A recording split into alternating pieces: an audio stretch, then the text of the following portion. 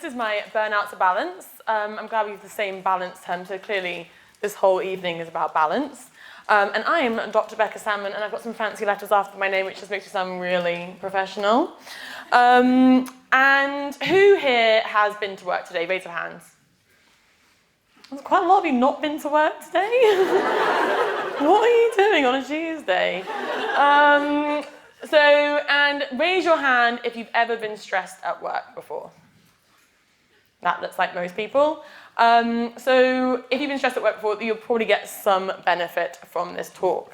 And these are some questions. I'm not going to make you put your hand up for them because they can be quite personal, but just something to think about throughout the talk is, are you potentially suffering burnout? Are you unhappy with your job? Are you unsure whether you want to leave your job? And are you burnt out or should you quit? Big questions. And what I'm going to cover is a bit about the story of my burnout, managing and preventing burnout, healthy habits when working full-time, leaving your job / when a job is not right for you, and doing something a little different from the norm as well. And ultimately, what I want you to get from this talk is, let's normalize these kind of discussions. I think some of the things I'm going to be talking about today are slightly taboo topics, so burnout and maybe quitting your quite well-paid, high-achieving job is not something that we often talk about. So if I can share and be vulnerable with you today, I hope that really helps you guys opening up in the future. So who am I? This is me. I'm Becca. I'm an NHS doctor, which I actually quit 6 months ago. I'm also an expedition doctor, which means I'm a doctor up in the Arctic, in the jungle, in mountains, all these fancy places, which is quite cool. And I'm doing a master's in global health as well. And I've got an interest in lifestyle medicine, which I'm kind of pursuing instead of the hospital medicine at the moment. And from that, I kind of do a bit of media medicine / content creation. If you follow me on Instagram, I'm really sorry about the amount of times I've cried online, and you've had to see that. And I'm also the founder of the Healthcare Club, which is a public health initiative that I've created to help improve the health of healthcare workers, which is always a bit of a mouthful. And this is basically, I put on like fitness classes and events basically to reduce burnout in healthcare workers. Have we got any healthcare workers here today? Yes, big up. And yes, I was previously burnt out as well. I was trying to think of a word to describe it. Like, is it burnout survivor? But that sounds weird, doesn't it? I'm not gonna. That's like previously experienced burnout. That's what I went for in the end. So what's on the same page is what actually is burnout. And because I'm a doctor, I love a classification, an ICD classification. So burnout, it actually isn't a medical condition. It's an occupational phenomenon. I don't know what that is. But it basically, you still may need medical services, even though it's not a medical condition. And it's basically chronic workplace stress, which is not managed properly. And then it's split into these 3 dimensions, which all sounds very fancy, but feelings of energy depletion, increased mental distance from one's job, and reduced professional efficacy. That's really boring. But how did I know that I was burnt out? So I thought I'd just share a bit of my story about how I realised that I had to quit. So this is me, barely smiling in the hospital. But I've always wanted to be a doctor, and I'm sure like a lot of you guys, when you're younger, you've picked this really high-achieving job where it's like a lawyer, doctor, accountant, something fancy in the big city. And I really wanted to help people. I really wanted to get into medical school, and when I got into medical school, it's the best thing ever. And then I got to medical school, and I realised I really didn't like it. I kind of liked the glory of getting into medical school, because everyone told me it was like the hardest thing to do in the world, and it really didn't fit in. And then I kind of was struggling at uni. I was kind of failing, and unfortunately, my brother passed away whilst I was at university as well. And so I decided that I should take the year off. I couldn't really tell if I was burnt out or if I was just really, really depressed. But after my 4th year of uni, I actually dropped out of medical school. I took a year out, went traveling, kind of found myself, and then my mum told me, you better fucking finish medical school. So I was like, okay, Mum, I'll finish medical school. I'll go back to my final year. And then did my final year. And then March 2020 happened. So yeah, COVID happened. And we were that group of medical students who were sent out into the hospitals, completely unprepared. And I'm not sure if anyone knows how junior doctors work, but you basically get randomly sent to a random part of the country where you have no friends and family. You get put in a new job, you don't know anyone, and then they wonder why you're burnt out and you have to take time off sick. So I was sent up to Stockton-on-Tees. Anyone know Stockton-on-Tees? Yeah, you don't want to know. Near Middlesbrough, really did not know anyone up there. And I started work there, and I was just really, really alone and basically getting really burnt out, to the point that every day was starting to look a little bit like this. Oh, that's the R's. Normally I get laughs at that point, but I think, yeah. This was me. This is what I kind of look like. Don't need to take a picture of this one, no. Just I'll laugh at that later, yeah. Every day was looking like this, to the point that about 6 months into my F1 year, I got so stressed that I collapsed on the ward. And at that point, I was like, I need to take some time off now. I think I'm burnt out. But like at uni, I wasn't really sure if it was depression or burnout. And then this time I was like, is it burnout or is it a pandemic? Because that could be a realistic thing. So what are the symptoms of burnout? So it's split into physical, emotional, and behavioural. Physical is like tired, drained. I love that you're taking pictures, being like, it's like a bingo tick sheet, really. Headaches, change in appetite, change in sleep habits. Emotional is feeling of failure, self-doubt, feeling trapped and defeated, detachment, lack of satisfaction, and lack of motivation. And then behavioural is withdrawing from responsibilities, isolating, procrastinating, using alcohol, food, and drugs, naughty, naughty, and taking frustrations out on others, or skipping work, or turning up late. I was feeling a lot of these things, but I didn't really know that was burnt out at the time. But maybe some of you are resonating with this now, being like, actually, I do feel like some of these symptoms now. But why was I suffering from burnout? Obviously it was COVID, lack of support, didn't have anyone around me.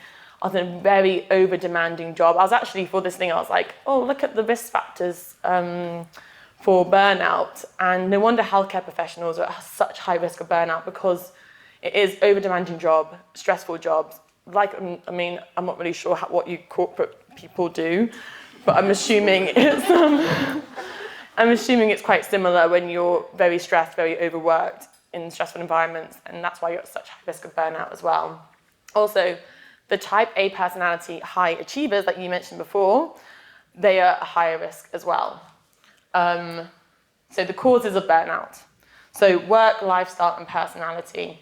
And when you look at these and go, actually my life involves all of these things, that's when you're like, this is not a good sign. So work, lacking control at work, lack of recognition of good work. So when you're doing a good job and no one's telling you well done, that was so common in the hospital for us. No matter how many patients' lives you'd save, no one would say well done. But if you killed someone, but if you forgot a medication or made a mistake or something, you would get hammered, but no one would ever say well done to you. And that was always really, really hard. Overly demanding job, but also on the flip side, a really monotonous, boring job can be quite draining too. And then chaotic and high pressure environments. And then your lifestyle as well. So like you were talking about before, you need to have that good work-life balance, and thinking about how much you're working. Are you socializing? Are you relaxing? Are you having that well-being? If you haven't got that sorted, then you're going to get a higher risk of burnout too. And this isn't you need to be thinking, am I socializing effectively as well? Because socializing, I don't know what the nightclubs are these days. I don't go clubbing. I sound really old. But I don't know, if you're going out on the town drinking, staying up till 3 a.m., is that effective socializing? Is that beneficial socializing? Or is actually having a call with your friend, is that a beneficial socializing? So weighing up what's kind of filling up your cup.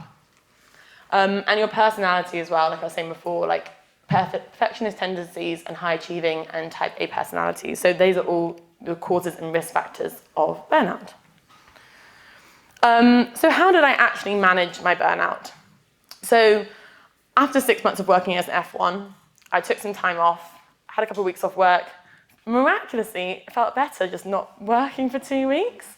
So I thought, okay, right, I can go back now. A few months later, the same thing happened, and then I had to take 2 weeks off work. Then I went back, and then the periods between being burnt out got shorter and shorter and shorter. Before, it would literally be like every couple of weeks, I'd need another couple of weeks off.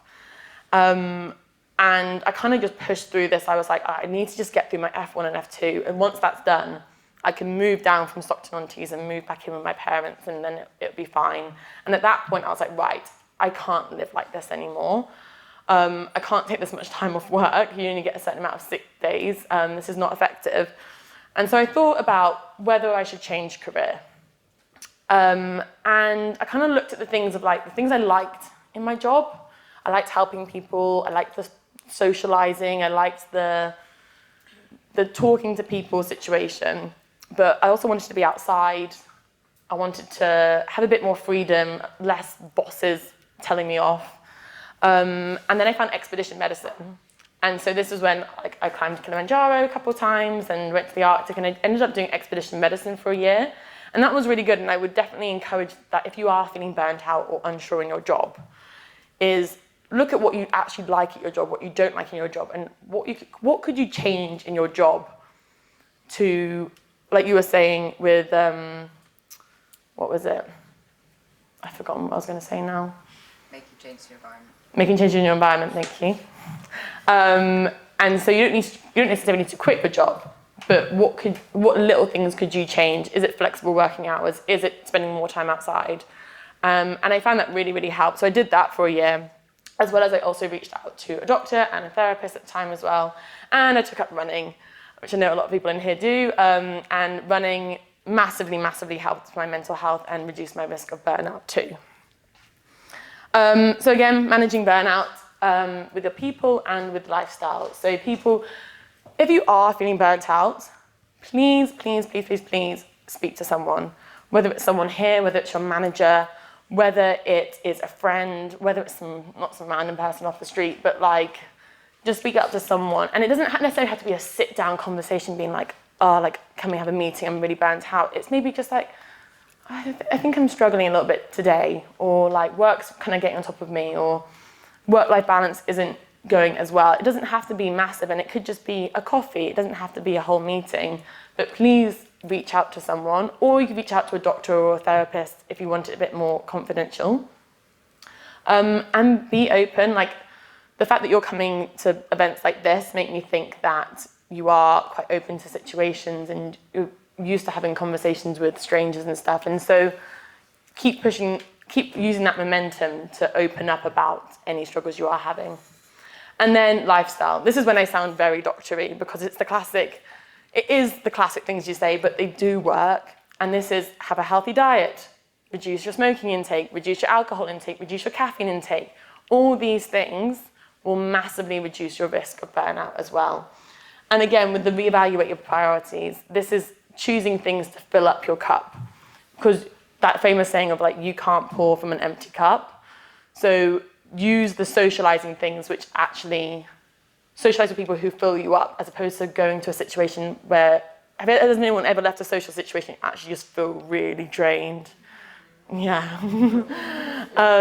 Where there's some people that you hang out with that you leave them and you just literally feel like a new person. I had to call my best friend the other day and I was literally I feel revitalized, and that's when you know someone's a good person for you. So reevaluate who you're hanging out with, reevaluate your priorities. And the other thing you can do to manage burnout is take time off, is use your annual leave, or you could just quit. Which is exactly what I did.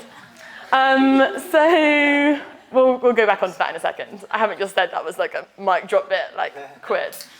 So here on the board, I have some ways to prevent and manage burnout. So can everyone take a look at this now, and just the next minute or so, can everyone pick 2 things from this list which they are going to focus on this week? There's so many things there, but just 1 or 2 that this week you're going to be I might just focus a little bit on that. And that way I can make a step towards reducing burnout. So am I in the way? Sorry, let's go back here. So whether that is, I'm actually going to book in my annual leave days this week, or this week I'm going to focus on getting 8 hours of sleep a week, or I'm going to reach out and seek some social support this week. But just one or two, don't overwhelm yourself, but there's a million things that you can do. And it's nothing we haven't heard before, but it's just reminding yourself of those things that you can do. Everyone got there too? Yeah, cool. And this is just a little study I did to make myself sound really smart. I didn't do the study, but I put it in there just to sound smart. When they did a study on 2,000 adults, 91% of people experience high stress. So if that was doing a study of you guys, that's the majority of you guys. And then 20% of those people needed to take time off work. So say that all of you guys have said that you experienced stress before, 20% of you should be actually taking time off work to manage that. And then 56% improved with just improving their work-life balance as well. So it's just something to think about. How am I doing for time? Yeah. Okay. Yeah. So should I quit? So I got to the point where I did my expedition medicine. I did that for a year and I wasn't burnt out. Amazing. So I was like, you know what? I'll go back one more time to the hospital. We can all see how this is going to go. I'll just see if it is, maybe like I've worked now on I've reduced my caffeine, I've reduced my alcohol, I've quit smoking, my socializing's better, all these other things were better, all the other lifestyle things were. So I was like, you know what, maybe this time I won't get burnt out because I'm coming into this as my strongest self. I did 6 months and then I got burnt out and that was in January. And there's a really nice video that I put on Instagram before of literally me like in my car, like shaking hysterically, just crying my eyes out because I was like, what am I gonna do now? Because I'm burnt out again and like, I've done everything I can now and I don't know what to do. And at that point I was like, okay, I need to quit. I did of course make a little pros and cons list like you do with everything. It's not a very smart pros and cons list. I'm not very good with my words apparently. But pros was like, well, I need to quit because I am unhappy. I could try something new. I may find a dream job. And you never know, it might actually work out if I do quit my job. Cons are, I will have no money. That's still an issue we're having here. Less stability. I might fail. I will also lose my identity. I think, especially if like my name is literally Dr. Becca. Like doctor's literally my name. To then not be a doctor, I was like, well, what am I going to do? What am I going to say? But I think it's very important that, you know how everyone's going to be like, hi, I'm Becca, I'm a doctor. Hi, I'm Bob, I'm an accountant. I'm Tom, I'm a lawyer, whatever it is. It's reminding yourself that your job is not who you are, it is what you do. And it's again like taking away your achievement and your success in yourself away from what you do and reminding yourself that you're so much more than you do. Yeah, that's what I wanted to say. So I might lose my identity and it might not work out. So what has happened since I quit? So I quit 6 months ago to pursue a new job. I let go of what I thought I should do, what I thought my parents wanted me to do, what I thought other people wanted me to do. And I actually instead just followed my passions. So I really, really broke it down into what do I enjoy from a job? How do I want my career to look like? And I was like, I want to be outside, I want to help people, I want to talk to people, I want to do some public speaking. Not very good, but you know, still try. And then I've now curated my own job. And I'm now happier, I'm more motivated, I'm excited. I've had less illness. This is so disgusting, but I used to have like this recurrent skin infection. Since I started medical school until like 6 months ago, I'd had this skin infection that every time I was run down, I would get it, which was every few weeks. So for about however many years, 10 years we'll say, I got this recurrent skin infection. I quit my job. I have not had it since. And I think that is literally my body saying like, you are doing the right thing. I've not been burnt out since. I'm gassed about. I built a whole new community of the healthcare club and meeting so many people like you guys. And I actually just genuinely feel like I'm helping way more people now. And I'm just so much happier. Obviously, it's quite extreme, quitting your job. And I know it's quite a lot to say, like with, when you've got such, I mean, I'm sure so many of you have these jobs which you're actually like, you're probably all quite high up in your field, and it's quite hard the thought of like losing that. And whenever I say, oh, I'm a doctor who quit, the amount of people going, oh, you're so brave. So brave. I was like, oh, am I? Thank you so much. But we should take away that narrative. It's not brave. It's just redefining what we think success is. And I think success is happiness and following my passions, and life is too short to do anything other than what really makes you happy. Life is too short to be burnt out the rest of your life. I don't care if I have to lose the doctor from my name. I'm so happy with my decision. Though I will have to go back at some point just to earn a bit of money. But yeah, so if there's any takeaways and challenges that you can take from this talk, it's consider whether you are burnt out or at risk of burnout. Please pick 2 to 3 actionable things that you from that list, like how you can prevent and manage burnout if you are at risk. Consider what your actual dream job would look like. What would a dream day in the life look like? Like mine was get up and do some work and work out and talk to people, and that's the job that I've created like that. And then maybe make a pros and cons list for staying in a job. You don't have to quit, but I think considering it, thinking about it, it's not your life. You don't have to stay in the job. No one's telling you to do that. So yeah, quit your job.